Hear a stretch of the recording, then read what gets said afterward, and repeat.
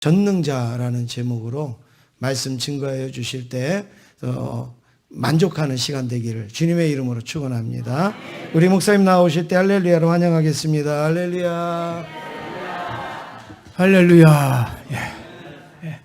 어제도 뵙고 오늘도 또 뵙습니다. 내일부터는 제가 안 나타납니다. 제가 오늘 와서 무슨 생각을 했는가 하면 어제 설교를 잘못했다 그런 생각을 했어요. 왜 그런가 하면 오늘 식사하고 장로님들하고 대화를 하면서 보니까 벌써 우리 제자교회는 다 우리가 되어 있는 건강한 교회다. 그래서 이제 또 더 멀리까지 우리 되기 위해서 우간다까지 손을 뻗치고 있는 그런 교회, 그리고 우물을 파주고, 얼마나 아름다운 교회입니까? 얼굴도 모르는 사람하고 어느새 우리가 되어 있지 않습니까? 이것이 최고의 복인 줄로 믿습니다. 이렇게 살다 보면 전능하신 하나님께서 우리의 삶 속에 그 전능하신 능력을 드러내 주실 줄로 믿습니다. 오늘 룻기입니다. 룻기는 4장밖에 안 되는 짧은 책인데 사사시대의 한 에피소드를 담고 있습니다. 사실 이 룻기는 책 이름이 룻이잖아요. 성경에 여성의 이름으로 된 2권의 책이 있죠. 하나가 룻기고 또 하나가 뭘까요? 에스더입니다. 별이라는 뜻인 에스더가 있어요. 에스더는 유대인이에요. 근데 이 룻은 모압 여인이거든요. 모압 여인의 이름으로 룻기라는 성경의 이름이 붙었다는 건 대단히 놀라운 일입니다. 왜 그런가 하면 신명기 23장 3절에 보면 하나님께서 율법에 그런 말씀을 하셨어요. 모압이나 암몬 사람은 영원히 이스라엘 총회에 들어올 수 없다. 여러분 신명기 23장을 기억하고 있는 사람은 룻기를 읽으면서 막 이상하셔야 돼요. 아니 어떻게 룻이라는 모압 여인이 이스라엘 총회에 들어오는 정도가 아니라 다윗의 증조 할머니가 되잖아요. 이게 도대체 이해가 안 되는 거예요. 그래서 하나님께서 이 신명기에서 주셨던 말씀, 여러분 정말 모압 사람이나 암몬 사람은 이스라엘 총회에 들어오지 못하게 하셨을까요? 더 거슬러 올라가면 아브라함이 창세기 17장에서 할례를 받았죠. 근데 그 할례를 받을 때 아브라함의 식구들, 아브라함과 사라만 그 식구였어요, 사실. 그러니까 할례를 아브라함만 받은 게 아니란 말이에요. 아브라함 집에 거하는 모든 종들도, 남자들은 할례를 받습니다. 그러니까 하나님의 선민의 시작인 아브라함의 집에 이미 아브라함의 혈통이 아닌 사람들도 하나님의 언약의 자손으로 들어오는 복을 누리는 거예요. 그리고 여러분, 모압과 암몬 사람이 이스라엘 총회에 들어올 수 없다고 한 이 말씀은 사실은 모압과 암몬이라는 혈통이 아니라고요. 여러분, 마태복음 1장에 이 룻의 이름이 기록되어 있고 여리고 사람인 라합의 이름도 기록되어 있습니다. 그렇다면 성경이 앞뒤가 충돌될 수 있잖아요. 모압처럼 살고 암몬처럼 사는 자, 즉 모압은 그들의 우상을 섬기고 암몬도 자기들의 우상 밀곰을 섬기는 그런 족속들이에요. 이들은 하나님을 알지 못합니다. 그리고 자기들의 욕망을 위해서 무슨 짓이든 하는 그런 사람들인데, 저는 이 성경 구절을 그래서 어떻게 이해를 하셔야 되는가 하면, 모압처럼 살고 암몬처럼 살면 하나님의 백성 속에 들어올 수 없다라고 하는 것입니다. 예수 믿고 교회를 다녀도요, 예수 믿는 하나님의 자녀다운 삶을 살지 못하면 하나님의 백성 그룹에 있는지 없는지 헷갈릴 수 있어요. 그래서 이 룻기에 나오는 룻이 모압 여인이었지만 이스라엘 총회에 들어온 것은 모압 사람인데 하나님을 섬기죠, 시어머니를 통해서. 그리고 모압 사람인데 여러분 이스라엘 사람보다 더 진지하게 하나님께 나가는 사람이 되었기에 그는 이스라엘 백성 속에 들어오고 다윗의 증조 할머니가 되는 복을 누린 줄로 믿습니다. 그래서 룻기를 보면서 우리가 그런 생각을 하셔야 된다. 자, 룻이라는 여성, 에스라라는 여성. 여러분 여성은 구약시대나 또 예수님 당시나 사실 그렇게 중요한 자리에 갈 수가 없는 존재들이었습니다. 여러분 미국에서 그렇게 선진국이고 민주주의가 발달한 나라라고 하지만 미국에서 여러분 참정권이 흑인이 먼저 받았을까요? 여성이 먼저 받았을까요? 이제 이쯤 되면 눈치를 챌 수 있어요. 그렇죠? 이건 뭐 보나마나 흑인이에요. 흑인이 먼저 참정권이 보장이 되고 그 다음에 여자예요. 그러니까 여러분 20세기에 미국의 여성들도 차별받았습니다. 2000년 전 또는 2500년 전 여성들, 3000년 전 여성들은 어찌 했을까요? 그런데 여러분 성경에 룻 또는 에스더라는 여성의 이름으로 된 책이 있고, 이건요 성경은 남자든 여자든 차별하지 않는 하나님.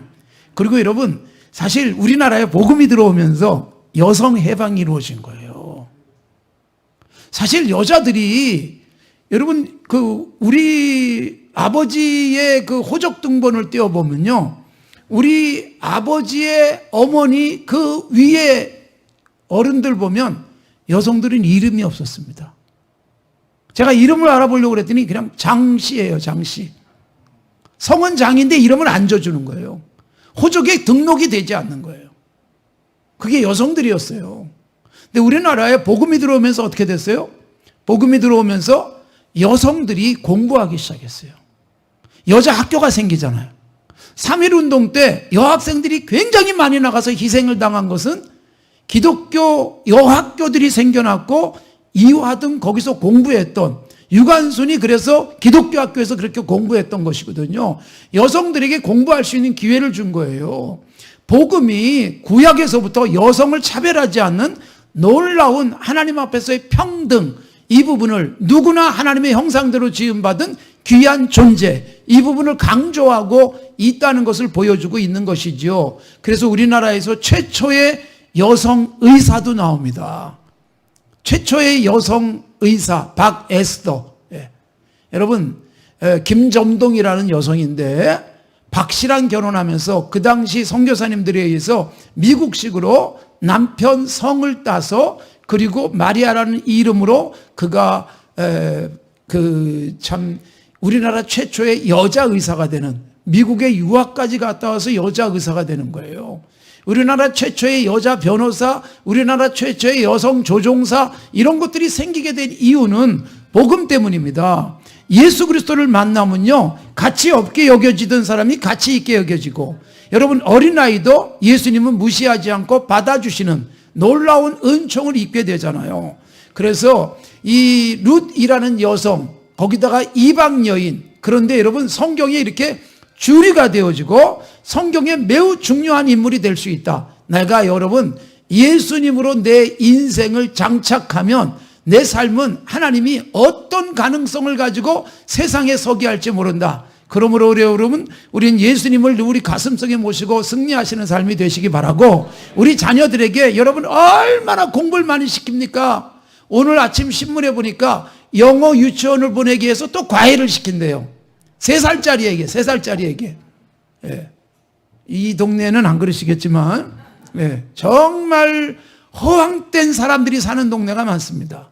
그래서 3살짜리에게 과외를 붙이는데 한 달에 막 200만 원씩 줘가면서 영어를 배우게 하고, 그걸 배우고서 시험에 합격해야 영어 유치원을 가요.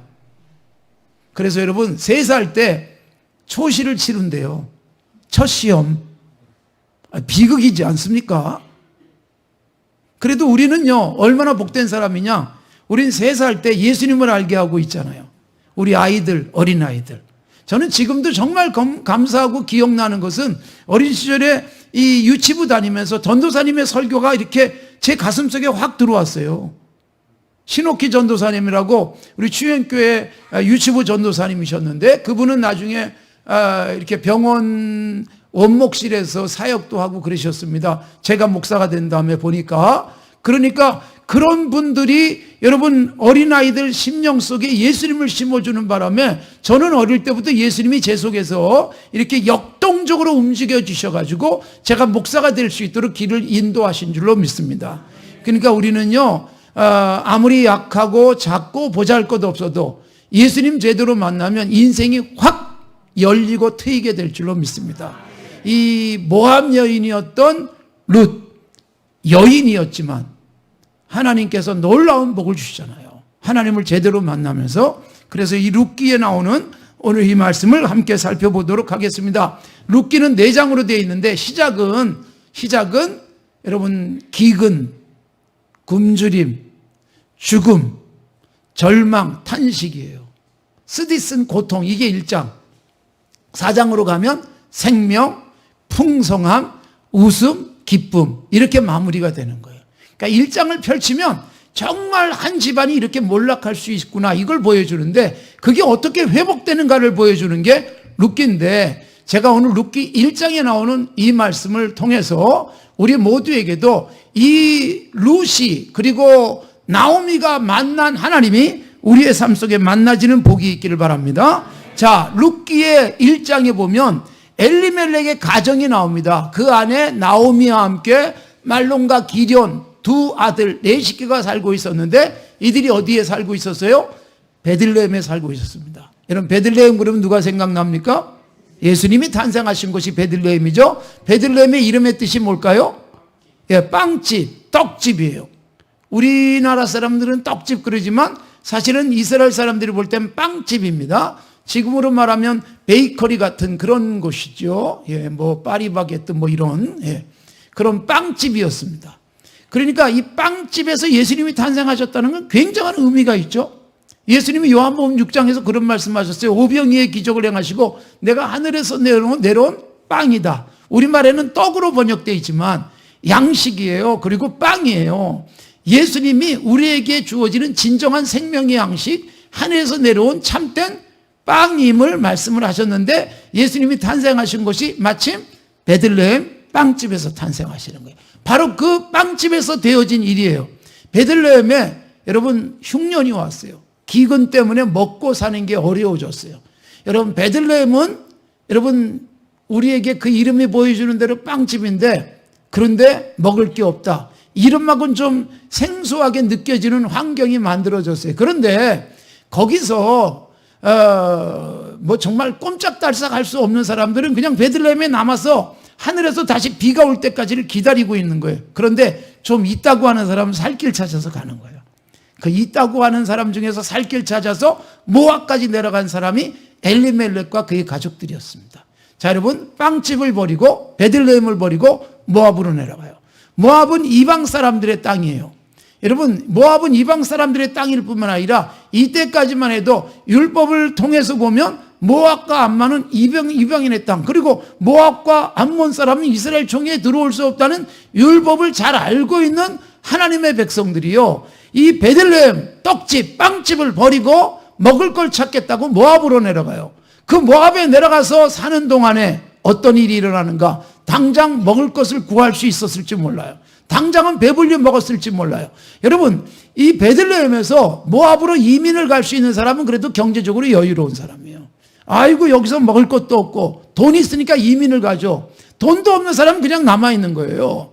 그러니까 여러분, 사실 어떻게 보면 아무것도 없는 사람이 하나님만 바라보고 하늘만 바라보고 살기가 훨씬 쉬워지는 거예요. 뭐가 있으니까 하나님이 못 해주시면 내가 돈으로 하지, 그러면서 뭔가 해보는 거예요. 그게 바로 모압으로 내려가는 일이 됐습니다. 그 모압에 내려가서 여러분, 이 엘리멜렉은 죽습니다. 병들어. 그러자 여러분, 나오미가 두 아들을 빨리 결혼을 시킵니다. 오르바와 룻이라는 며느리를 맞이했습니다. 그런데 놀랍게도 여러분, 조금 있다 보니까 이 아들들이 시름시름 말더니 아버지처럼 다 죽어가지고요, 이 나오미와 그리고 오르바와 룻이라는 며느리 세 과부만 남게 됩니다. 자, 여러분, 베들레헴을 떠난 결과가 이렇게 죽음, 절망, 탄식이었습니다. 여러분, 돈이 좀 있어서, 그래도 능력이 있어서 베들레헴에 없는 것을 찾기 위해서 모압까지 내려갔지만, 여러분, 모든 것을 잃어버리고 아무것도 갖지 못한 채 다시 베들레헴으로 돌아오는 일이 1장에 일어나고 있는 것입니다. 사랑하는 성도 여러분, 우리가 여러분 먹든지 또 굶든지 여러분 마실 수 있든지 아니면 목이 말라 죽든지 우리들은요, 한 곳만 쳐다보고 살기를 바랍니다. 그게 어디예요? 베들레헴이고 예수 그리스도고 하나님입니다. 그러니까 여러분, 하나님만 바라보면 죽을 것 같은데 살게 하시고, 하나님만 바라보면 굶을 것 같은데 먹게 하시는 은혜가 있을 줄로 믿습니다. 일제강점기에 제가 섬기던 산저영교회 1906년에 평양에서 시작되어졌고 1936년에 마산에 계시던 주기철 목사님이 이 평양으로 오십니다. 조만식 장로님이 평양에서 마산까지 내려가시고 가지고 마산 문창교회에 계시던 주기철 목사님 앞에 사실 오산학교 교장 선생님이었잖아요. 조만식 장로님은.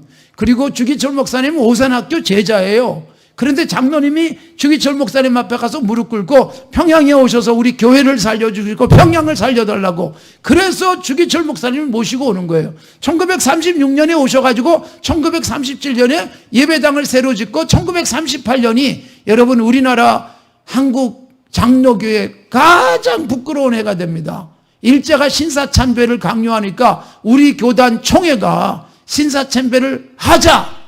홍 총회장을 비롯한 모든 총회가 그렇게 결의를 하고 총회장을 비롯한 임원들이요 평양의 신사 앞에 가서 절하는 사진이 찍혀 있어요. 얼마나 비극입니까? 그러니까 뭐예요? 왜 신사참배를 했어요? 살기 위해서, 죽지 않기 위해서, 고난을 피하기 위해서. 근데 여러분 그것이 가장 비극적인 기독교 역사 속에 부끄러운 흔적으로 남게 되는 거예요. 제가 너무나도 가슴 아픈 것은 왜 평양이, 우리 산조연교회가 있던 평양이 지금은 깜깜한 땅이 됐을까? 그렇게 동방의 예루살렘이라고 불리고, 여러분 평양에서 대부흥운동이 1907년에 일어났어요. 1906년에 우리 교회가 시작되고 1907년에 평양에 세계 어떤 역사에서도 볼 수 없는 대부흥이 일어났던 그 땅이 지금 여러분 김정은이 저렇게 완전히 장악한 채 예수 믿을 수 없는 땅으로 전락됐을까? 역사 속에서 아무리 살펴보고 기도해봐도 여러분 평양에서 바로 우리 대한예수교회 장로회가 총회가 결의를 하고 평양 신사 앞에 가서 절을 하고 그런 죄악이 지금까지 우리에게 남아있는 건 아닌가, 그런 안타까운 생각을 합니다. 여러분 살기 위해서 신사참배를 했어요. 마치 살기 위해서 모압 땅에 내려간 것과 다르지 않습니다. 그런데 여러분 그래서 살아봐야 산 게 아니잖아요. 예수님 버리고 예수님 등지고 신사 앞에 절하는 그 순간 목사도 아니고 그리스도인도 아닌 상태가 되어버린다는 것을 잊어버린 채 우선 살고 오자, 살아남아서 다시 교회를 세우면 되지라는 연약한 핑계로 인해서 여러분 신사 앞에 엎드렸던 것입니다. 주기철 목사님은 신사참배 반대하면서 장로님들과 함께 옥고를 치르셨죠. 여러분 감옥에서 마지막 순간 여러분 정말 죽을 때까지 신사참배를 거부하면서 1944년 저는 이제 곧 4월이 되고 우리 교회와 그리고 평양에서부터 같이 내려온 분들이 국립현충원 우리 주기철 목사님이 모셔져 있는 애국지사 묘역에서 추모 예배를 3년 만에 다시 드립니다. 코로나 때문에 가지를 못했었는데 거기 이제 주기철 목사님의 후손들과 그리고 평양에서부터 내려온 산조연교회들이 다 연합해서 추모 예배를 드려요. 주 목사님의 여러분 예수님만 따르겠다고 오직 베들레헴을 지키겠다고 신앙을 지키시던 주 목사님, 여러분 마지막까지 천국 가시는 그날까지 4월 21일 밤 9시에 천국 가는 그날까지 끝까지 신앙을 지켰고 오정모 사모님이 주 목사님 신앙 지키도록 마지막까지 격려하셨는데 저는 주기철 목사님의 마지막 말씀, 우리에게 남긴 마지막 말씀, 사모님이 들은 마지막 말씀, 그게 뭐냐? 여러분 사모님이 면회 갔을 때 주 목사님이 마지막으로 남긴 말씀은 내가 먼저 천국 가서 조선교회를 위해서 기도하리이다. 그렇게 말씀을 하셨어요. 그게 마지막 말씀인 줄 알았는데 주 목사님이 이제 겨우 간수에게 막 엎이다시피 해서 면회를 나왔었는데 다시 들어가다가 사모님을 부릅니다. 여보, 그리고 마지막 남긴 말씀이 여보 나 따뜻한 숭늉 한 그릇 먹고 싶소. 이게 여러분 주기철 목사님의 마지막 말씀이에요. 얼마나 차가운 평양의 4월 감방에서 모진 고문 끝에 온몸이 찢기고 물 한 모금도 제대로 마실 수 없는 상황 속에서 여러분 숭늉 한 그릇이 얼마나 그리웠을까요? 여러분 이것 때문에 우리 주기철 목사님의 넷째 아드님이신 저하고 함께 기념사업회를 오래 하셨고 그리고 극동방송에서 부사장으로 끝까지 일하시고 섬기셨던 주광조 장로님께서 이 천국 가시기 전에 부인 되시는 구기학 권사님에게 이런 유언을 남겼어요. 여보 내가 죽으면 관에다가 숭늉 한 그릇 이렇게 담아가지고 내 가슴에다 좀 놔달라고. 내가 이것 가지고 천국 가서 우리 아버지 드리고 싶다고. 여러분 얼마나 한이 맺혔을까요? 그렇게 하면서 신앙을 지킨 거예요. 그런데 얼마나 많은 사람들이 신사참배하고 총회장을 비롯한 총회 임원들이, 그게 저는 지금도 평양을 회복하지 못하고 있는 우리의 원죄가 아닌가 그런 생각을 해요. 여러분 엘리멜렉의 집안이 베들레헴이라는 이 빵집, 예수님이 진정한 하늘의 양식으로 생명의 떡으로 오실 바로 그 예수님이 탄생하실 베들레헴을 버리고 내려갔다가 다 잃어버리는 거예요. 여러분 우리가 살기 위해서 세상의 욕심을 가지고 주님 잠깐 등지면 여러분 얻는 것 같고 되는 것 같고 성공하는 것 같아도 결국은 빈손 될 수밖에 없다는 걸 보여주는 거예요. 그래서 거기 가서 다 잃어버린 채 과부들만 베들레헴으로 다시 돌아옵니다. 사랑하는 성도 여러분, 우리가 오늘도 정말 베들레헴, 하나님이 우리에게 주시는 생명의 양식을 먹을 수 있는 교회 생활, 이거 제대로 하면서 살고 있는지, 아니면 이거 하다가는 제대로 세상에서 먹을 수 없을 것 같고 가질 수 없을 것 같아서 길을 벗어나서 모압으로 가고 있는 건 아닌지, 우리가 새로운 신사참배를 하고 있는 모습은 아닌지 우리들을 점검해 보셔야 됩니다. 자, 다 잃어버린 나오미가 여러분 집으로 돌아옵니다. 집으로 돌아오면서 두 며느리들에게 여러분 너희들도 이제는 돌아가라. 자식도 없는데 나하고 같이 가봐야 고생밖에 안 한다. 그리고 두 며느리를 떠나보내려고 그러죠. 그런데 여러분 룻이 시어머니를 끝까지 따라서 오르바른 집으로 갔지만 베들레헴까지 돌아오게 됩니다.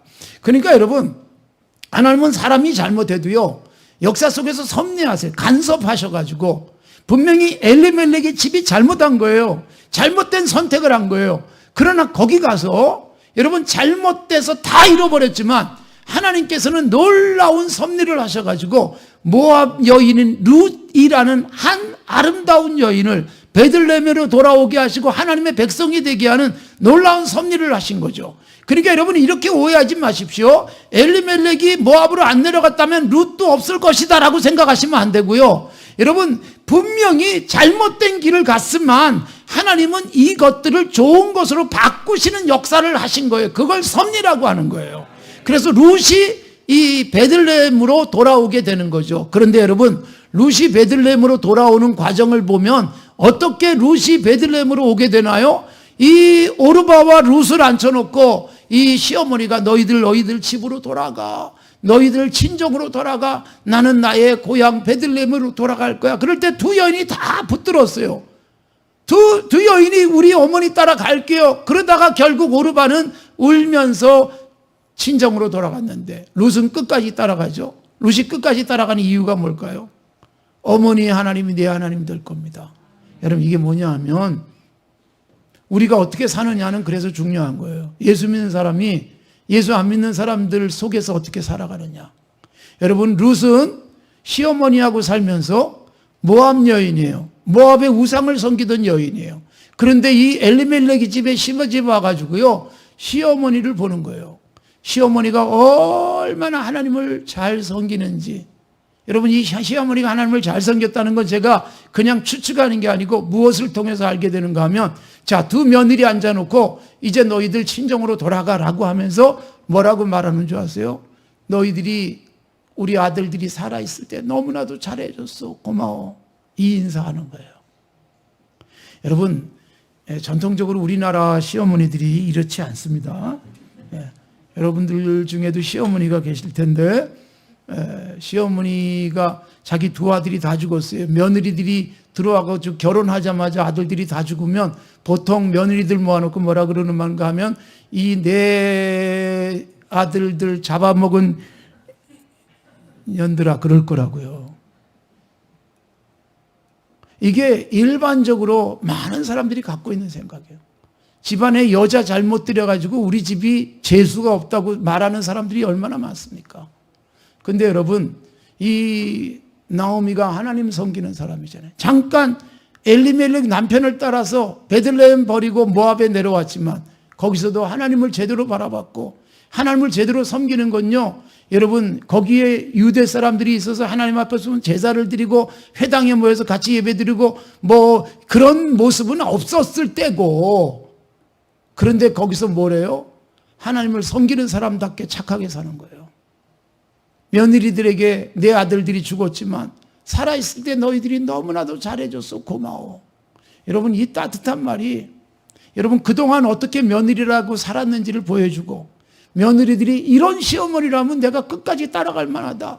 내가 우리 친정에서도 이런 어머니를 보질 못했는데 이런 시어머니라면 아무것도 없어도 시어머니 따라서 가볼 만하지 않을까. 한 번도 가보지 못한 세상인데 이런 시어머니라면 따라가고, 이런 시어머니가 섬기는 하나님이라면 나도 믿을 만하다는 생각을 하지 않았겠습니까? 여러분, 이게 우리들이 살아야 될 삶의 모습이에요. 내 삶에서요, 예수 믿지 않는 남편, 예수 믿지 않는 아내, 예수 믿지 않는 부모, 예수 믿지 않는 형제들 앞에서 우리가 예수 믿자고 아무리 얘기해가지고 되는 게 아니라, 예수 믿는 저 사람은 도대체 우리하고 좀 다르구나. 여러분, 집안에 복잡하고 어려운 일이 있으면 앞장서서 헌신하고 봉사하고, 자기 돈 쓰면서 시간 쓰면서 명절 때면 제일 먼저 와서 봉사하고 그러면서 하는 모습을 보면, 와, 예수 믿는 그 사람이 훨씬 다르네, 그러면서 마음이 움직일 수 있는 거란 말이에요. 사랑하는 성도 여러분, 이 나옴이라고 하는 한 여인, 남편이 잃었지만 하나님은 굳게 붙들었고요, 하나님에 대한 신앙은 아주 확실했고, 그리고 며느리들에게 마지막까지 아주 단정한 모습으로 깨끗한 시어머니가 따뜻한 마음을 보여주면서 룻이라는 여인은 베들레헴으로 오게 되는 거죠. 우리들이 여러분 살면서 우리 동네에서 우리 가족 속에서 예수 믿는 내가 해야 될 사명이 그런 거예요. 내가 기도 열심히 하고 그리고 열심히 전도하는 것도 중요하지만 삶이 얼마나 중요한지 몰라요. 세상이 모르는 것 같아도요, 예수 믿는 사람의 삶을 아주 자세하게 지켜보고 있는 거예요. 제가 산조연교회 담임 목사가 된 지 29년이 됐는데, 제가 산조연교회 담임 목사가 되고 나서 한 2, 3년 지났는데 우리 교인이 저한테 와서 이런 얘기를 했습니다. 학부형들이 학교에서 같이 모였었대요. 그런데 어느새 여러분 제 소문이 동네에 나가지고 우리 교회 다니지 않는 분들이 우리 교인이 있는 자리에서 그런 얘기 하더래요. 와, 산조연교회 좋은 목사님 왔다며 사람 볼 줄 아는 사람들이 있습니다.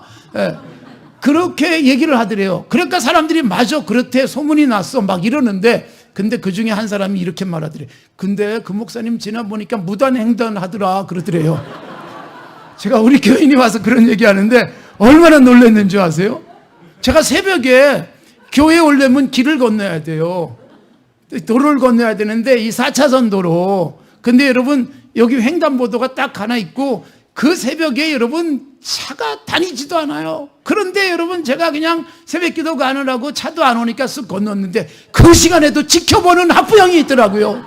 예? 무소부지한 지켜보는 사람들이 있는 거예요. 그러니까 여러분 그때 사람들은 거기서 다 웃었지만 제가 정말 무슨 파렴치한 짓을 한 것도 아니고 횡단보도를 신호등을 지키지 않고 건넜다는 것을 기억하는 사람도 생기더라고요. 얼마나 그때부터 조심스러운지 여러분 아무도 안 봐도 또 어디서 누가 지켜보는가 싶어서 우리 교회 앞에 나와서 횡단보도 건널 때마다 지금까지 여러분 20몇 년이 지나도 그 생각이 나더라고요. 예? 그러니까 우리의 삶이요, 누군가에게는 감동이 되기도 하고, 우리의 삶이 누군가에게는 상처가 되기도 하고, 우리의 삶이 누군가에게는 본받고 싶기도 하고, 우리의 삶이 누군가에게는 야, 저렇게 살아가지고는 안 되겠다라고 하는 생각을 갖게 만들 수도 있지 않겠습니까? 이 나옴이 정말 훌륭한 복을 받습니다. 다 잃어버렸지만 이 룻이라는 여성 데리고 와서 마지막 4장에서 감사하고 찬송하고 기뻐하며 모든 것이 회복되는 복을 누리게 되는 것은 뭐냐 하면, 여러분 아무리 남편이 모압에 내려가서 모든 걸 잃어버리고 잠시 베들레헴을 등졌지만 하나님을 한 번도 잊은 적이 없을 뿐만 아니라 하나님을 믿는 삶의 열매들을 그대로 보여주며 살았기에 하나님이 회복시켜 주신 줄로 믿습니다. 그래서 룻이라는 보물을 건져가지고 돌아오는 거예요. 예? 남편 잃고 아들들 다 잃었지만, 세 남자를 다 잃었지만 한 여자가 세 남자 같겠냐만, 그런데 여러분 놀랍게도 세 남자와 바꿀 수 없을 만큼 보물 같은 한 여인을 데리고 베들레헴에 오는 거죠. 그러니까 여러분, 우리가 어디서 어떻게 사느냐, 아무리 극한 상황이라도 예수 믿는 사람이 내가 누군지에 대한 정체를 잃지 않도록 조심해야 됩니다. 내가 하나님의 사람이야. 내가 정말 그 제자교회 교인으로서 어디에 가든지 내가 손색 없게 살아야지라는 생각을 버리지 않고 지켜가면 누군가가 나를 보면서 한마디 말을 안 하지만, 와, 저 사람이 예수 믿는 사람, 제자교회 다니는 사람인데 저렇게 사는구나, 이게 감동이 되면서요, 어떤 일이 일어날지 모르는 거예요. 그래서 우리는 그 결과는 하나님께 맡기고 우리는 주님 믿는 사람답게, 예수 믿는 제자답게 살기만 하면 하나님이 놀라운 역사를 하실 줄로 믿습니다. 그래서 룻을 데리고 드디어 베들레헴에 왔습니다. 자, 여러분, 10여 년 만에 돌아왔는데 베들레헴에 돌아올 때 나오미가 얼마나 발걸음이 무거웠겠습니까? 베들레헴을 떠날 때하고는 비교할 수 없는 초라한 모습에, 이제 가면 동네 사람들 내 얼굴 다 기억할 텐데, 내가 그래도 우리 동네에서 꽤 괜찮게 잘 살았는데 지금 우리 동네 사람들이 보면 나를 뭐라고 말할까, 그런 걱정을 가지고 베들레헴에 돌아왔어요. 그랬더니 수많은 사람들이, 동네 사람들이 다 몰려나왔어요. 와가지고 한마디씩 하는 거예요. 야, 이 사람 나오미 맞아? 아니 도대체 왜 이렇게 됐대? 아니 남편은 어떻게 됐대? 아들들은 어떻게 됐대? 이 여자는 누구야? 며느리 보고. 여러분, 이런 그 사람들의 질문 앞에 얼마나 부끄럽고 얼마나 자존심 상하고, 내가 여기 오고 싶어 온 게 아니라 여기밖에 갈 데가 없어 왔는데 여러분, 주변의 시선이 너무 따갑고 부끄러운 거예요. 그래서 사실 여러분, 우리들이 살면서 지나친 관심이 누군가에겐 상처가 될 수 있어요. 위로를 한다고 했는데 위로가 아니라 속을 콱콱 후벼 파는 가시가 될 수도 있어요. 사실 누군가가 힘들고 어려운 때는요, 그냥 같이 울어주는 게 가장 나아요. 괜히 위로한답시고 뭐 몇 마디 하는 게요, 누군가에게 굉장한 상처가 되기도 해요. 예? 그래서 조심하셔야 됩니다. 교회 생활하면서 같은 교회에 있는 성도들을 향해서도 어려운 일을 만났을 때 그것 가지고 이랬다며 너무 아는 척 안 하는 것도 괜찮아요. 때로는요, 아무도 좀 몰랐으면 좋겠는데 저 사람이 아니까 10사람이 알고 10사람이 아니까 20사람이 알고, 이게 너무 싫어서 때로는 예배드리러 가기도 싫은 상황도 생길 수 있는 거예요. 때로는 모른 척 해주고, 때로는 그냥 같이 미소 지어주고, 같이 손잡아주기만 하고, 같이 때로는 울면 옆에서 같이 울어주기만 하는 것으로도 위로가 될 수 있는데요, 동네 사람들이 다 나와서 환영한답시고 안답시고, 아이고 왜 이렇게 됐어? 그러면서 측은해하는 것 같지만 혀를 차면서, 여러분 한편으로는 무슨 마음이 있겠어요? 잘 됐다, 뭐 지는 돈 있다고 모압으로 내려가니 저꼴로 돌아온단 말이야. 이런 사람은 또 왜 없겠어요? 사는 세상에서 위로는 못할지언정 쓰디쓴 고통의 아픔을 더 안겨주는 우리의 말 한마디가 나오지 않도록 조심해야 됩니다. 그런데 놀라운 게 오늘 우리 장로님께서 읽어주신 말씀, 여러분 20절과 21절이 무슨 말씀이냐? 나오미가 그 사람들의 이야기를 들으면서 이렇게 말합니다. 여러분, 나는 나오미가 아닙니다. 원래 나오미의 이름이 뭐예요? 기쁘다는 뜻이에요. 나오미를 우리식 이름으로, 여자 이름으로 지면 희자, 기쁘리 희자. 뭐 자자 많이 들어가는 이름들이 있었습니다만, 그런데 여러분, 나를 더 이상 나오미라고 부르지 말아라. 나는 기쁜 게 하나도 없다. 나는 쓰디쓴 고통을 안고 돌아온 여자다. 내 이름을 이제부터 마라라고 불러다오. 이 마라가 뭐예요? 여러분, 모세가 이스라엘 백성들을 데리고 나왔을 때 물을 만났지만 너무 써서 먹을 수 없어서 마라라는 이름을 붙이게 되잖아요. 쓰다는 뜻이에요.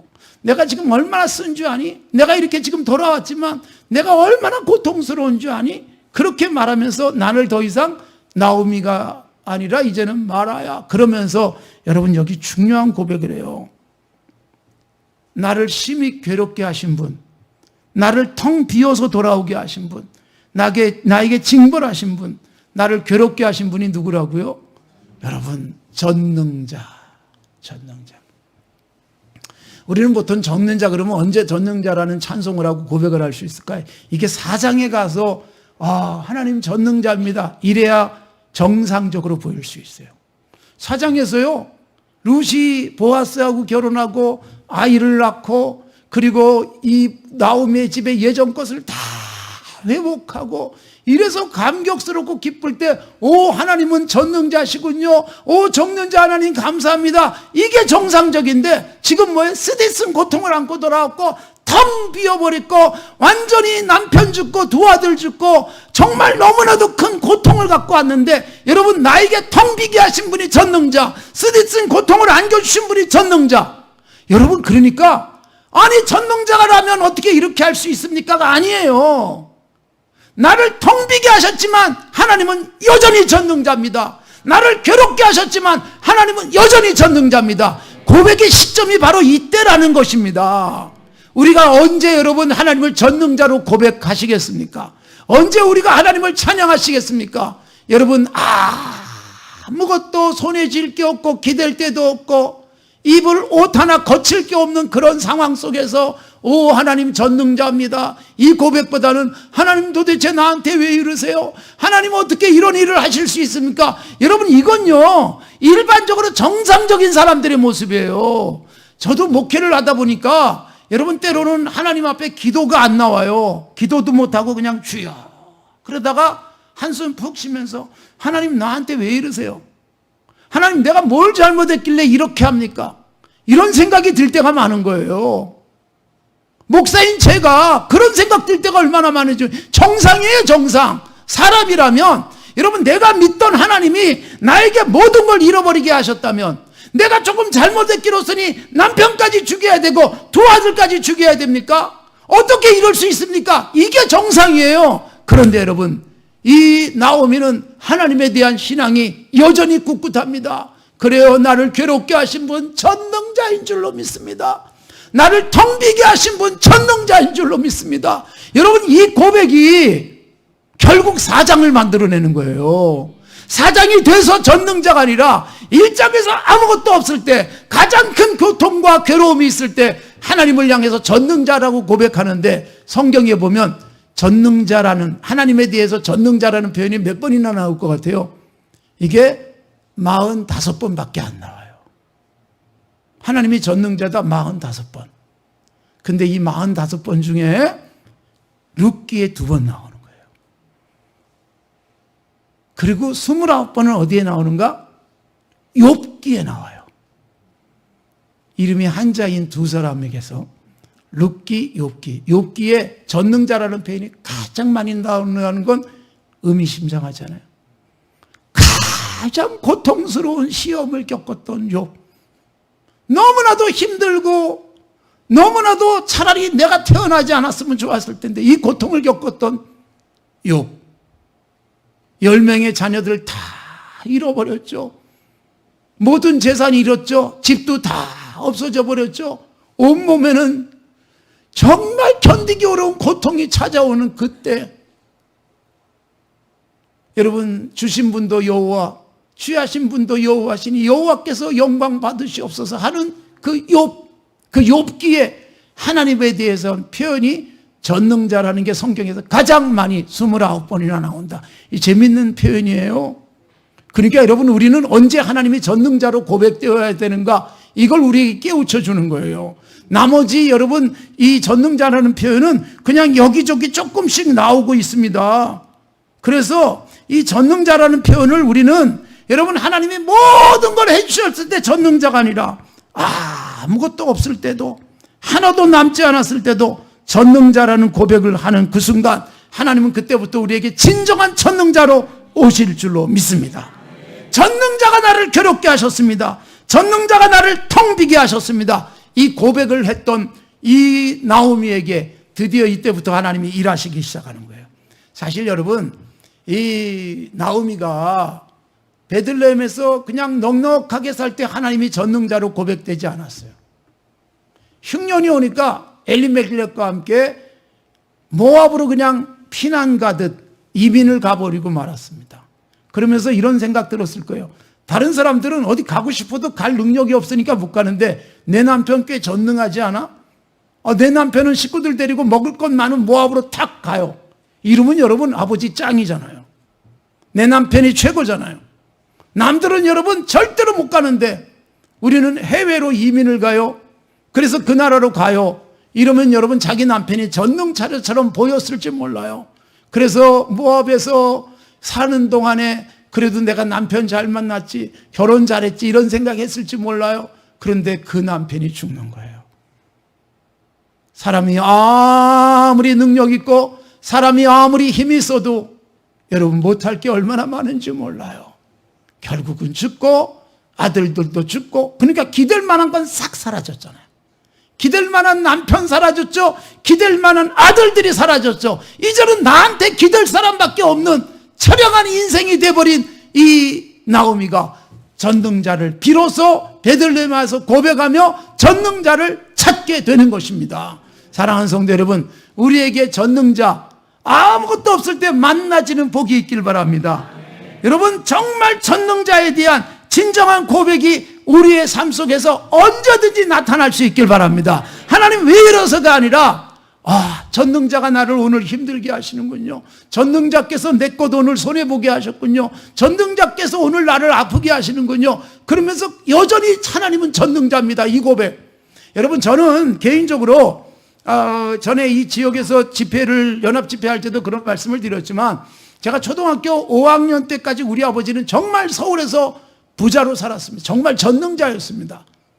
우리 아버지는 정말 그 장충초등학교의 선생님들, 그때만 해도 여러분 얼마나 학생이 많았습니까? 1부제, 2부제로 막 학고 그랬으니까. 오전반, 오후반 있을 때 선생님들이 얼마나, 그 선생님들을 다 불고기집에 모시고 가서 대접할 만큼 우리 아버지가 꽤 괜찮게 살았어요.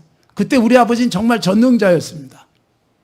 근데 그 우리 아버지가 초등학교 5학년이라고 6학년 때부터 싹 잃어버리고 완전히 빈손, 그리고 중학교, 고등학교, 대학교, 대학원 마칠 때까지 우리 아버지가 아무것도 해주지 못했습니다. 중학교 등록금도 못 해주셨으니까. 그리고 제가 대학원, 힘겹게 대학원 다닐 때, 대학원 2학기 때 우리 아버지는 교통사고로 천국 가셨어요. 그리고 우리 어머니는 93세까지, 그래도 우리 어머니가 참 제가 아버지에 대해서 늘 아쉬운 거는, 우리 아버지가 제가 산주있게 담임 목사 되는 것까지 보셨으면 참 좋았을 텐데, 우리 어머니는 그래도 그걸 보시고 너무너무 행복해 하시며 살다가 저를 위해서 기도하시다가 천국 가는데, 우리 아버지가 그거 못 보신 게 너무 저는 아쉽고 속상해요. 내가 아무것도 못 해줬지만 우리 아들이 그래도 이렇게 잘 됐구나, 이거 보셨다면 우리 아버지가 위로가 됐을 텐데, 우리 아버지가 그렇게 바라보던 하나님 아버지, 우리 아버지가 여러분 다 잃어버리고 난 다음부터 여러분 새벽기도 하시고, 그리고 성경을 얼마나 읽으셨, 천국 가시는 그날까지요. 여러분, 제가 지금도 생생하게 기억나는데, 천국 가시기 바로 일주일 전에 계속 성경을 읽으시다가 딱 덮으시더니 이제 14번 봤다. 평생 14번 보신 게 아니라 그 해에 10월 말에 천국 가셨는데, 그때까지 벌써 성경을 14번 보신 거예요. 매일 성경과 씨름하시던 그 우리 아버지의 주님을 향한 그 믿음이 얼마나 그 가난해지면서 성숙되셨는지. 그러니까 우리 아버지는 정말 전능하던 제 어린 시절에 우리 아버지는 그러신 분이었지만, 여러분, 제 중학교 등록금도 대주지 못할 만큼 무력해졌습니다. 그 무력하신 아버지가 하나님만 바라봤고, 제게는 최고의 선물이었어요. 그래서 저는 그 전까지는 우리 아버지에게 손만 벌리면 다 나왔고, 우리 아버지가 모든 것 다 해줄 수 있을 것 같았어요. 그래서 바로 제 위에는요, 그래도 뭐 굉장히 자녀들 지원을 잘 해줬어요. 제 누나나 형들은. 그래도 이화여중, 그때 입시 쳐서 갈 때 이화여중 가게 공부도 잘 시키고 그랬던 우리 아버지였습니다. 근데 싹 잃어버리고, 저는 중학교 공부하는 것조차 힘들었을 그때부터 우리 아버지가 무력해진 그 다음부터 제가 바라볼 것이 전능자였어요. 그래서 중학교 때부터 전능하신 하나님을 저는 제 아버지처럼 붙들고 살 수 있는 복을 받은 것입니다. 이게 은혜였어요. 이게 은혜. 모든 것이 은혜로도 아까 찬송을 불렀지만, 여러분 정말 이게 은혜였어요. 제가 그때까지는 깨닫지 못했죠. 너무 힘들었고, 너무 힘들어서 중학교 때 공부하다가도 너무 힘들어서 가출을 해야만 했고, 그리고 정말 등록금 내지 못해가지고 여러분 이게 얼마나 정말 그때는 그냥 이게 힘든 것이기보단 부끄러웠어요. 중학교 갔는데 여러분 이 그 출석부에 김관선 옆에 출석을 안 불러요. 등교정지 스탬프가 찍혀 있어요. 돈 안 내가지고 학교 오지 말라는 거예요. 그땐 교육도 아니죠. 교육도 아니에요.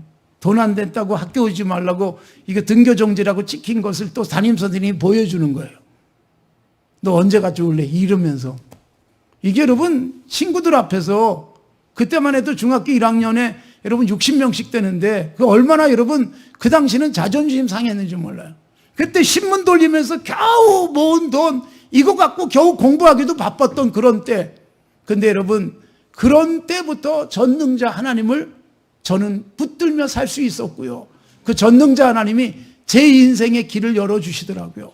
그래도 대학까지 마치고 그래도 내가 목사가 되기 위해서 대학원 공부도 하자. 그래가지고 서양사를 공부하고 그리고서 열심히 또 시험 준비해가지고 육군 정훈장교로 중위계급장 달고 가가지고 그거 겨우 500만 원 월급 13만 9천 원 받아가지고 월급 모은 거 그대로 모아가지고 500만 원 가지고 전역을 했잖아요. 그게 제 여러분 정말 신대원에 공부할 때 옥탑방의 전세금이 되었다는 말씀을 드렸어요.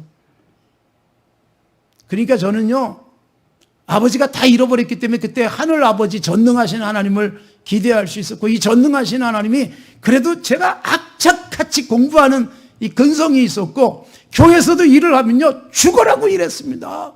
교육전도사 때부터 집에 가지 않은 채 밤새도록 일을 했고 부목사 때도 얼마나 열심히 뛰어다녔는지 생각지도 못했는데 여러분 말씀드렸다시피 목사 안수 받고 딱 1년 만에 산정교회에서 저를 청빙을 해서 산정교회 담임 목사가 된 거예요. 목사 안수 받은 지 딱 1년 만에 39살에.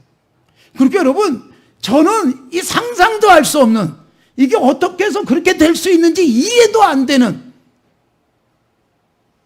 하나님이 전능하신 방법으로 이끌어 가시는 그러니까 세상에 나를 도와줄 만한 능력 있는 자가 아무도 없지만 전능자 하나님만 바라보니까 전능자께서 제 길을 인도하여 주시잖아요. 제가 가장 큰 걱정이 뭐라고요? 제가 우리 두 아이를 키웠는데 이번 주에 우리 딸이 시집을 갑니다마는 우리 두 아이들에게는 제가 거의 전능한 아버지였습니다. 정말. 우리 큰아이가 3돌 지나고 우리 작은 아이가 이번에 결혼하는 작은 아이가 첫 돌 지나고 산정교회 담임 목사가 돼서 왔어요. 그러니까 여러분 서초동에 그래도 산정교회 담임 목사가 돼가지고 우리 아이들은 걱정 없이 컸습니다. 제가 한이 맺혔잖아요. 우리 아버지가 아무것도 안 줬으니까. 그러니까 저는 우리 아이들에게 달라고 안 해도 줬어요. 달라고 안 해도 줬어요. 그래서 이게 가장 큰 걱정이었어요. 저는. 그래서 얼마나 많이 기도했는 줄 아세요? 내가 전능하신 하나님을 바라보지 못하게 하고 있는 거 아닐까? 우리 아이들에게. 아버지가 워낙 능력 있는 아버지가 돼가지고 우리 아이들이 전능하신 하나님을 바라보지 못하게 하지 않을까? 이게 가장 큰 걱정이었어요. 그러니까 여러분 내가 경제력이 없어서 우리 아이들에게 뭘 해주지 못해서 너무 걱정하지 마세요. 아무것도 해주지 못했던 우리 아버지 어머니 때문에 저는 전능하신 하나님을 만났잖아요. 제가 모든 걸 해주기 때문에 저 같은 체험을 우리 아이들은 하지 않았습니다. 간절하게 기도를 하거나 하나님께만 매달리는 그 삶이 과연 얘들에게 몇 번이나 있었을까? 이게 걱정스러운. 그래서 여러분 아무것도 없어진 무력한 아버지가 제게는 최고의 복이었다. 그래서 전능하신 하나님을 보게 하셨으니까.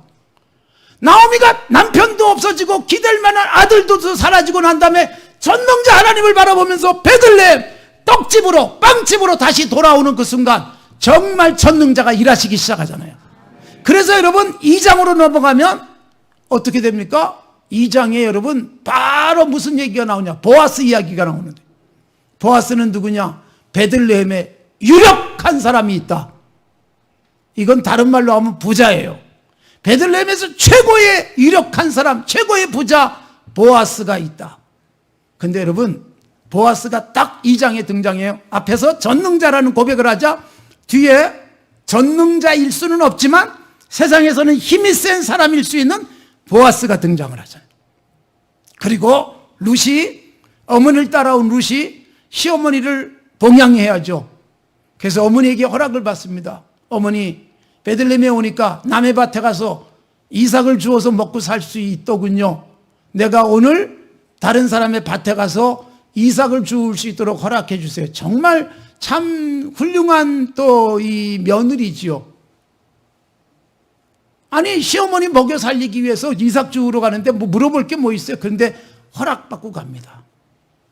허락받고 가니까 마침 여러분 우연히 이런 말씀들이 여기에 등장을 하는 거예요. 2장 1절에 유력한 자가 있다.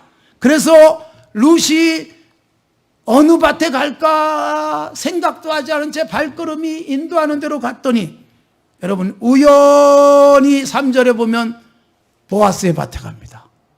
그런데 여러분 4절에 오르니까 보아스의 밭에 갔는데 마침 보아스가 그 시간에 딱 나타나는 거예요. 우연히 보아스의 밭에 갔어요. 가서 열심히 죽고 있는데 마침 보아스가 나타나가지고 처음 보는 여자가 왔네? 누구야? 종들에게 물어보니까 그러니까 여러분 하나님이 기가 막힌 섭리, 이 룻이 시어머니 따라서 베들레헴에 오게 하신 섭리, 그 다음에 하나님의 섭리, 유력자인 보아스의 밭에 우연히 들어가게 하시고 마침 보아스가 그때 나타나고 보아스가 그냥 여러분 이런 이삭 줍는 여자들에게 무슨 관심을 두겠어요. 그런데 여러분 이상하게 룻에게 눈이 끌리고 저 여자 누구지? 종들이 말합니다. 저 여자가요 이러이러한 사람입니다. 나오미가 저 모압에 가서 데리고 온 며느리인데 이곳에 와서 자기 시어머니를 너무나도 잘 봉양을 합니다. 이런 얘기를 딱 하는 바람에 보아스가 룻에게 관심을 갖기 시작하고 그의 남편이 되는 역사까지 이어지잖아요. 그럼 여기서 또 한 가지. 자, 여러분, 룻이 베들레헴에 돌아와서 시어머니를 이렇게 잘 봉양했다는 소문이 퍼져서 보아스의 종들이 그 이야기를 전했는데 그 소문은 어디에서 났을까요? 시어머니예요, 시어머니. 그러니까 시어머니가 얼마나, 나오미가 얼마나 훌륭한 사람이었느냐. 자기 아들들 죽었을 때 며느리들에게 내 죽은 아들들이 살아있을 동안 너무나 잘해줘서 고맙다. 그리고 여러분 이렇게 돌아와서 온 베들레헴 사람들에게 모압 여인을 데리고 왔지만 소문내는 거예요. 내 며느리가 최고야. 내 며느리가 얼마나 나한테 잘하는 줄 알아? 이 얘기를 시어머니가 하고 다녔더니 복이 누구에게 와요? 시어머니에게 그대로 오는 거예요. 룻이 나가서 그 덕분에 그 좋은 소문 때문에 이삭을 주울 뿐만 아니라 보아스가 막 일부러 떨어뜨려가지고 잔뜩 싸줘가지고 집에 와서 오늘 이렇게 많이 가져왔습니다. 시어머니가 배불리 먹을 수 있도록 하나님이 길 열어주잖아요. 그러니까 여러분 우리는 어떤 경우에든지 예수 믿는 사람으로 착하게 살고 좋은 모습 보이고 그 다음에 누군가의 말을 할 때는 좋은 얘기하고 칭찬하고 좋은 소문 내는 것. 며느리 얘기도 어디 가서 그냥 좋은 얘기만 하세요. 구역예배 모이면 며느리 흉복이 경연대회 하지 마시고 자랑거리를 삼으세요. 야, 이번에 우리 아들이 그 누구하고 결혼했는데 너무너무 좋은 며느리더라. 예? 그 좀 좋은 얘기 하세요. 10가지가 다 잘못됐는데 한 가지라도 좋으면 그거라도 이야기하세요. 그러면 온 동네 소문이 그 좋은 소문 나잖아요. 여러분 내가 좋은 소문 내니까 여러분 나를 부러워하죠. 좋은 소문 내니까 며느리가 어디 길에 가면 아 제가 정말 저 착한 여자구나. 여러분 사람들이 그 사람에게 친절하게 잘해주지 않겠어요. 복은 고스란히 우리에게 돌아오는데 이게 우리의 입에 달린 거예요. 예? 그래서 보아스는 룻에게 너무너무 잘하다가 룻을 아내로 삼고 그리고 놀라운 회복의 역사가 임하잖아요. 4장에서 보면 여러분 찬송하리로다. 다 잃어버린 나에게 하나님께서 이렇게 그러니까 여러분 4장에서는 전능자라는 말이 안 나와요. 다 잃어버렸을 때 전능자. 그런데 여러분 꽉 채워주시니까 그때는 찬송, 감사, 기쁨. 그래서 여러분 나를 더 이상 나옴이라고 하지 마라 그랬는데 이제는 진짜 나옴이죠. 정말 기쁨이 넘치죠. 정말 즐거운 나오미가 되잖아요. 그리고 족보가 마지막 기록되잖아요. 바로 이 룻이 다윗의 증조 할머니가 되었다라는 족보가 마지막으로 딱 기록되면서 룻기가 끝나는 거죠. 여러분, 저는 이 참 기가 막힌 나오미의 이런 모습을 보면서 우리의 신앙생활은 어떨까? 우리는 여러분 늘 신앙 고백합니다. 전능하사 천지를 만드신 하나님 아버지를 내가 믿습니다.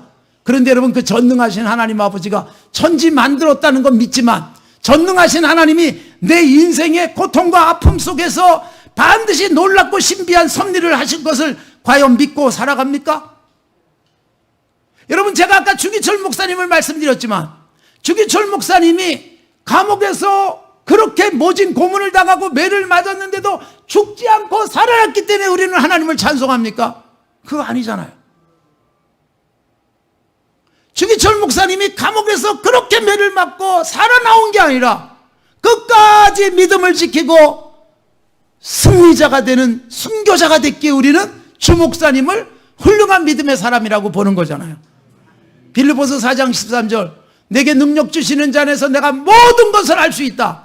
여러분, 이 성경 구절은 우리 한국 사람들이 굉장히 좋아하는 성경 구절이지만 가장 잘못 사용되는 구절 중에 하나예요. 내게 능력 주시는 자 안에서 내가 돈 벌 수 있고 사업을 하면 잘 되고, 능력 주시는 자 안에서 내 자녀들이 잘 되고, 능력 주시는 자 안에서 내가 병들어도 낫고, 이렇게 생각하는 이상한 해석 때문에 빌립보서의 이 말씀이 왜곡되는 거예요. 바울 사도가 여러분 감옥에 갇혀서 쓴 편지예요. 바울 사도가 감옥에 앉아가지고 나는 배고픔에도 배부름에도, 나는 가난함에도, 나는 부함에도 다 처할 수 있는 일체의 능력을 배웠다. 뭐예요? 능력 주시는 그분 안에서 가난하면 가난함도 받아들이고 기뻐하고 찬송하고, 부할 때는 교만해지지 않고 하나님을 찬송할 수 있는 능력, 고통이 오면 고통도 그냥 받아들이면서 고통 속에서 하나님이 전능자임을 고백할 수 있는, 바로 그 자리에 나갈 수 있는 게 능력 주시는 자 안에서 모든 것을 할 수 있다는 거죠. 그래서 우리에게 능력 주시는 자 안에서 우리는요, 남들이 그 지경이 되면 죽을 지경이라고 한탄할 때 나는 찬송할 수 있고요, 남들이 그 지경이 되면 정말 어디 가서 뛰어내리고 싶어하는 그런 상황 속에서도 우리는 감사할 수 있는, 그게 바로 전능자를 믿고 살아가는 사람들의 모습일 줄 믿습니다. 사랑하는 성도 여러분, 진정한 전능자, 그분은요, 이사야 45장 7절에 그렇게 돼 있어요. 나는 빛도 짓고 어두움도 창조했다. 평안도 짓고 환란도 창조했다. 여러분, 우리는 여러분 항상 빛은 좋은 것, 그리고 평안은 좋은 것, 빛은 복, 평안은 복. 그런데 어두움은, 그리고 환란은 재앙처럼 생각하고 복하고 먼 것처럼 생각하는 경향이 있어요. 그런데 여러분, 하나님이 이렇게 말씀하시는 거예요. 창세기 1장에서 빛이 있으라 하시면 빛이 생겼다고 했지만, 여러분, 그러면서 첫째 날부터 저녁이 되고 아침이 되니는 첫째 날이다, 둘째 날이다, 셋째 날이다. 그래서 이사야 선지자가 말씀하고 있는 거, 밤도, 깜깜한 밤도 하나님이 창조하셨어요. 환한 낮도 하나님이 창조하셨어요. 여러분, 밤이 있기 때문에 우리는 어떻게 해요? 잠잘 수 있어요. 편안하게 쉴 수 있어요. 밤 사이에 자는 동안 우리 간에서 하루 동안의 피곤이 다 풀리고 해독이 돼가지고 아침에 다시 씩씩하게 일어날 수 있는 놀라운 회복 능력이 우리 안에 있잖아요. 잠을 자지 않으면 회복이 되지 않습니다. 죽습니다. 독소가 쌓여서 잠자는 동안에 해독이 되어지는 거예요. 깜깜한 밤은 복인 줄로 믿습니다.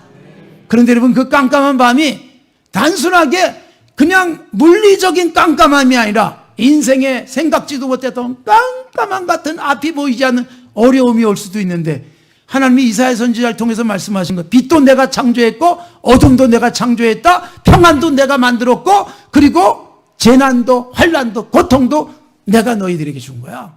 그러니까 우리는 어떻게 하면 돼요? 환난을 만나도 감사하고, 전능하신 하나님이 텅 비게 하셨고, 전능하신 하나님이 내게 쓰디쓴 고통을 안겨주셨지만 그 하나님을 바라보며 찬송하는 삶을 살다 보니까 삶이 행복한 거예요. 활력이 넘쳐요. 여러분, 그런 시어머니를 옆에서 보면서 룻이, 그래, 시어머니가 섬기는 하나님은 부자만 되게 하시는 하나님이 아니구나. 시어머니가 섬기는 하나님은 가난하게도 하시고 텅 비게도 하시고 깜깜하게도 하시고 절망하기도 하시고 쓰디쓴 고통도 안겨주시는구나. 그런 하나님이라면 얼마든지 웃음도 주시고 밝은 빛도 주실 수 있겠구나라는 기대 속에 여러분 룻은 부지런히 이러다가 인생이 바뀌잖아요. 사랑하는 성도 여러분, 우리가 좋은 부모 만나지 못했기 때문에 나는 불행해가 아니라 좋은 부모를 만나지 못한 것 때문에 정말 전능하신 하나님을 만날 수 있는 거고요. 내가 좋은 엄마가 되지 못하고 내가 좋은 아버지가 되지 못하고 내가 우리 아이들을 부유하게 키우지 못해서 속상해 하시는 분이 계십니까? 그것 때문에 전능한 하나님이 일하실 줄로 믿습니다.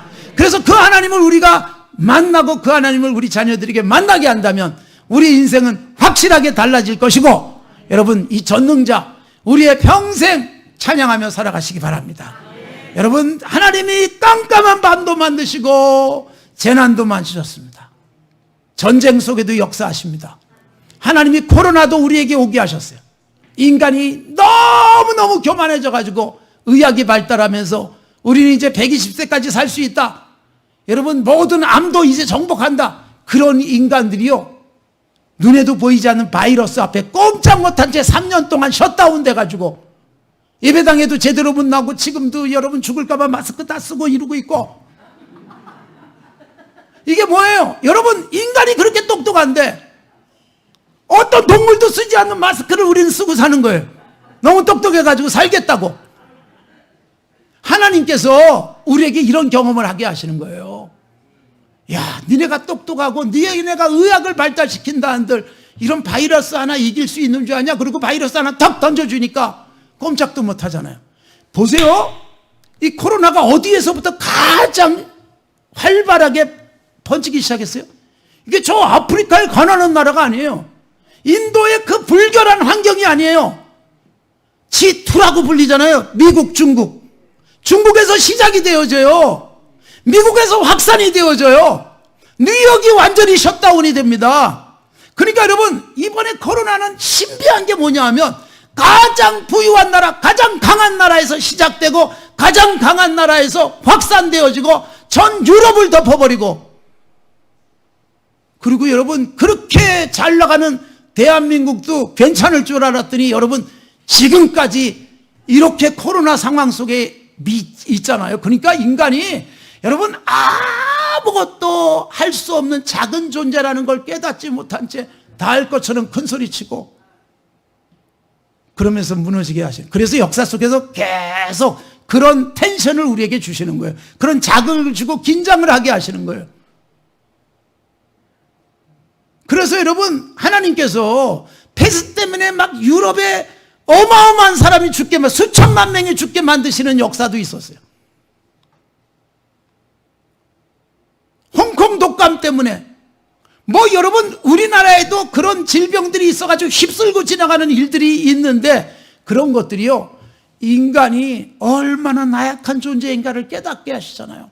그러니까 우리는 코로나를 만났을 때 하나님 왜 이렇게 코로나를 주십니까가 아니라 전능하신 하나님이 우리에게 코로나를 주셔서 우리를 또 이렇게 깨우쳐 주시는군요. 그리고 하나님 앞에 겸손하게 엎드려야 되는 것이고 우리가 아무리 열정적으로 예배 드리려고 해도 코로나 때문에 예배당에도 못 오고 코로나 때문에 여러분 저도 여러분 격리돼서 지낼 때가 있었고 코로나 때문에 여러분 우리는 식구들이 그냥 한꺼번에 다 감염되는 일도 있었어요. 우리 아들이 또 그러더니 우리 딸도 그러더니 제가 확진이 돼가지고 그때 제가 확진된 날 저는 무슨 결심했는가 제 아내하고 같이 앉아서 밥 먹었어요.